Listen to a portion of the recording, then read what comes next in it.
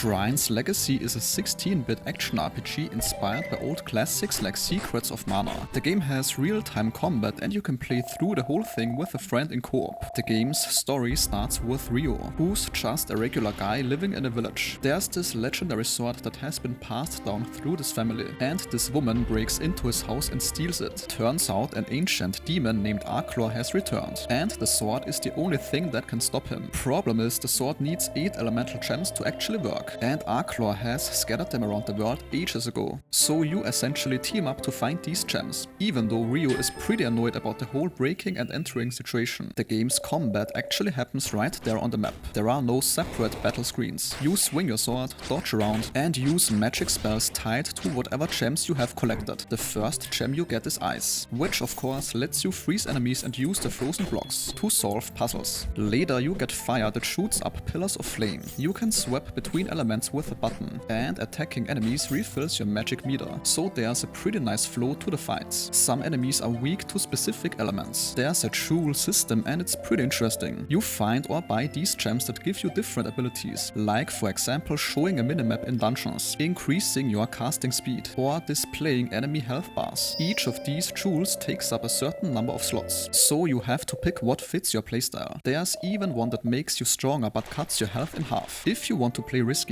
The dungeons have puzzles that use your magic. You'll freeze blocks and push them onto switches, or use ice blocks as platforms to reach higher areas. The world has this nice setup where you can explore towns, talk to NPCs, and do side quests. There's a guy who lost his goats and you can round them up for him. The game also lets you cut grass for money, swim in water, and there are secrets hidden around if you explore. One cool thing is you can fall off cliffs into water below, which opens up the map more than you'd expect. The game has some neat quality of life stuff. There's an option menu that lets you pick what controller icons to display. There's a speedrun timer built in if you're into that. The game's pixel scaling is exact, so each game pixel is rendered as a perfect square. The story seems to be going for something a bit heavier than you'd expect, and there's this running theme about sacrifice and what the characters are willing to lose. Arclor can sense the sword getting stronger as you collect more gems, so you're basically painting a target on yourself the more you progress. And that sentence concludes today's video. If your time was respected, a like or comment is very much appreciated.